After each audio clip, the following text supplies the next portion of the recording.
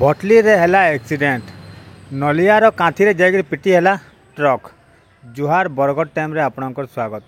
बरगढ़ जिला भटली ब्लॉक ओडिशा आदर्श विद्यालय सामना देखुन घटी घटना।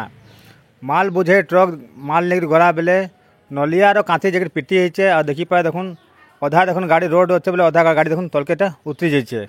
ये घटनाटा घटीचे आजिटा घटना यहाँ है। घटना घटीचे बरगढ़ जिला भटली ब्लॉक आदर्श विद्यालय सामना रे।